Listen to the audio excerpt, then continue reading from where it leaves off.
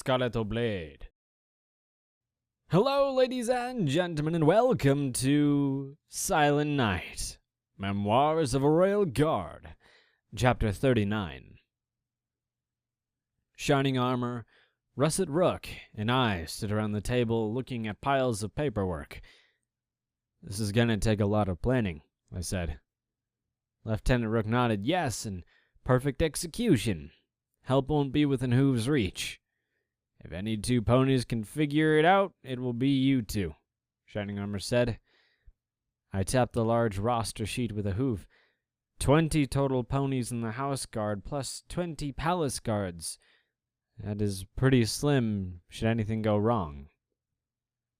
True, but moving with too many more will become a liability as well. I'd rather not have a figure out of the logistics for that. Princess Luna is pretty formidable on her own, the lieutenant said. Plus every one of our ponies is worth at least 2 regular guards. I shifted a document to the captain. How about we drop 4 palace guards for these ponies? The griffins wouldn't be able to tell the difference, and in a fight their protection magic would give us a huge advantage. Shining Armor's brow lifted and he asked, Unicorn Temple Guards? Unicorn Temple Guards, I confirmed. The lieutenant tapped the book. I love that idea. They may not be good fighters, but if we can defend them, they can shield us and maybe even tend to our wounds. If we employ them the way the sergeant is suggesting, they're a real force multiplier. Shining Armor nodded. Unicorn Temple Guards it is. Princess Luna cleared her throat, and the 3 of us turned to face her. Ye 3 realize this is a diplomatic meeting, not an attack, yes? Of course, Princess, Shining Armor said, and then trailed. But with you being in their kingdom and across the waters, we just want to be sure we could protect you. Consider us being foolishly overcautious. The alicorn rose from her seat and approached. Thou mayest be as cautious as thou likest, as long as every pony remembers this is a peaceful mission. We will not have any griffins misunderstanding our security precautions as a sign of distrust. Lieutenant Rook looked at me and said, I want you to spend extra time with the unit making sure they understand Princess Luna's wishes. I've heard the stories about the griffins trying to provoke a fight when they were here.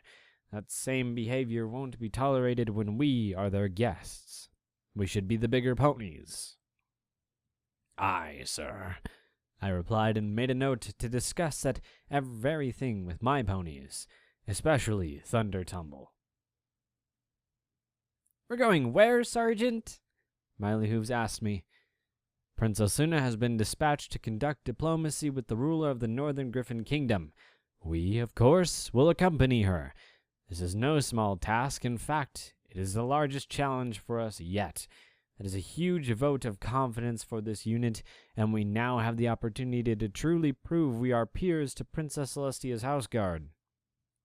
I said, keeping my tone even. Our journey will begin with a train ride to Baltimore. From there, we'll set sail and cross the sea to the Griffin's capital city. Once there, we'll establish a safe dwelling for the princesses and see that she can go to and from her meetings without incident. This isn't going to be easy. A lot of things we take for granted won't be available to us. There is little room for error, but I have every confidence in you. I paused and looked at all of my ponies, as they were mustered. I wasn't just paying them lip service. I trusted them.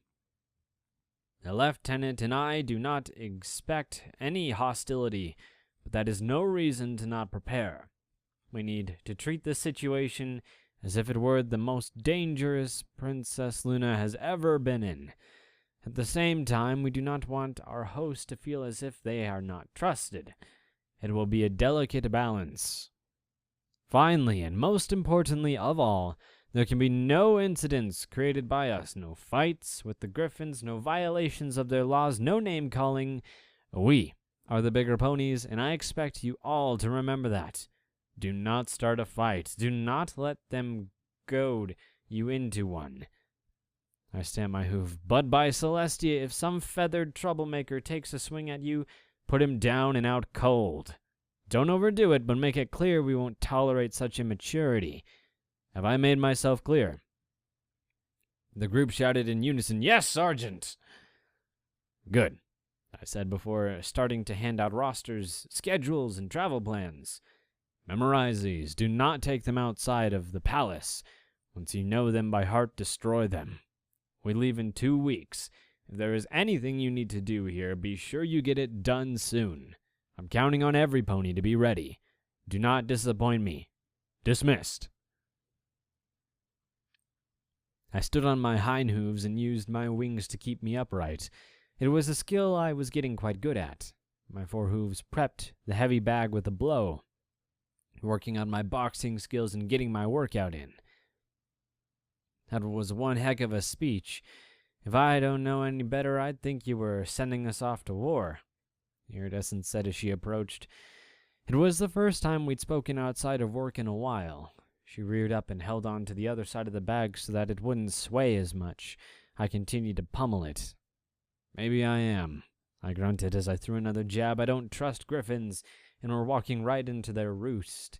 If something goes wrong, we'll be right there in the middle of it. I hit the bag hard and Iridescent slid back a bit. Her head poked around the side and asked, "Are you angry? You're never angry. What's going on?" I eased up a bit to ensure she wouldn't go flying while I thumped the bag with my hooves. "No." Thump. "Maybe." Thump thump. "I don't know." I huffed. I dropped and walked over to the bucking target and started in on them without further explanation. Iridescence came over to watch me. "Are you mad at me? You've always been almost all business since, well, we broke up. Even more since you found out about Winterspear." She trailed, her eyes going wide as I bucked one of the targets so hard it broke in half. "All right then." "I'm not mad at you," I said, inspecting the broken target. "You really look mad at me," she replied. "I'm not mad at you," I repeated. "The target disagrees," she prodded. "I'm not mad!" I shouted at her. My ears fell. "Well, maybe you should be," Iridescent said flatly. She approached me. "I broke up with you and ran off. As soon as you came to get me, I got cozy with your sister. On top of that, we both hid it from you. If some pony did that to me, I'd be really angry. You haven't done anything." Clenching my teeth, I growled, "What am I supposed to do then?" Iridescence poked me with a hoof. "Get angry! Tell me off! Tell Winterspear off!" I did not like being poked, but I kept my cool and replied, "Tell off my best friend and my sister? That doesn't sound like something a good friend would do. Do you know how heartbroken she was?" Iridescence poked me with a hoof again. "Oh yeah, and good friends just lie to each other, huh?" she said tauntingly before punctuating with another hoof poke. That was enough of that. She went to poke me again, and I stepped in close, letting her hoof go by me. I bumped her with my chest and bowled her over. "There you go," she said, looking up at me. "What do you want me to say?" "Anything. You just sat there and took it all.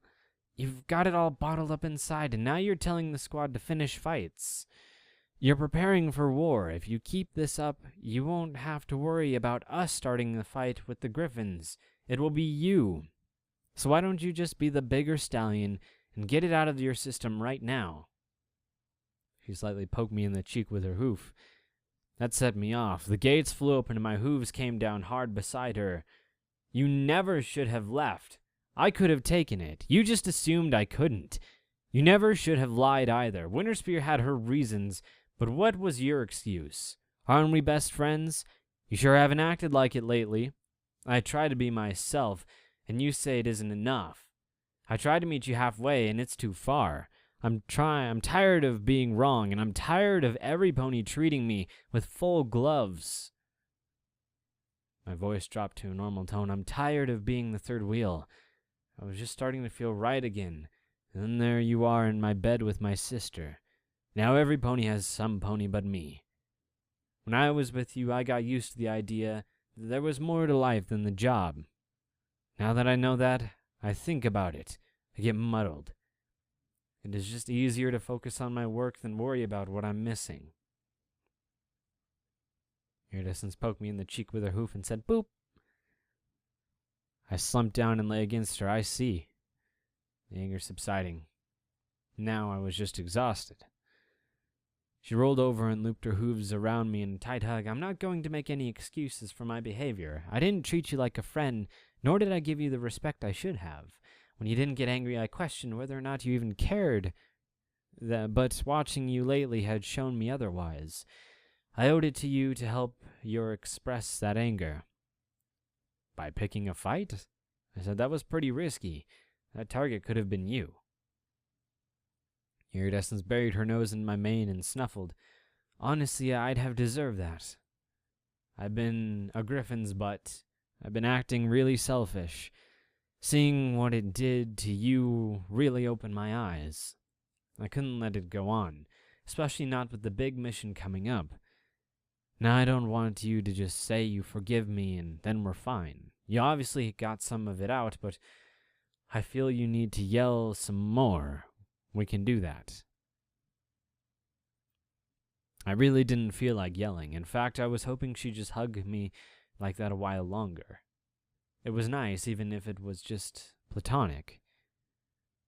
What was important was that we really hadn't been close since she got back. We were just pretending to go through the motions. This was actual love, the love of one friend for another. "Okay," I said. Should we leave?" One pony in a small group asked from the other side of the room. How long had they been there? "Yes!" we shouted in unison. "Hey, Sergeant, did you say something to Runic?" Miley asked pointedly.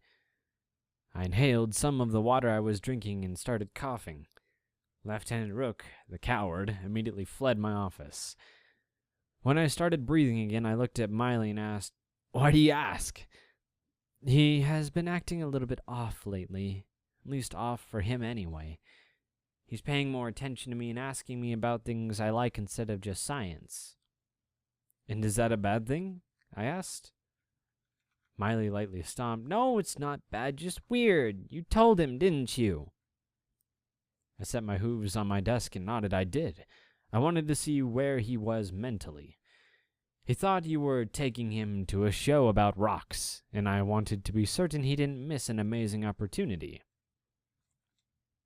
She asked me curiously, "Amazing opportunity?" "To find love, to do something other than invent in that back room. You're an amazing pony, Miley. If he never saw that, it would have been sad. I know I shouldn't have meddled, but I couldn't help it. I care about both of you. You just seem good together, and you can't stand there and tell me you weren't looking at him like that."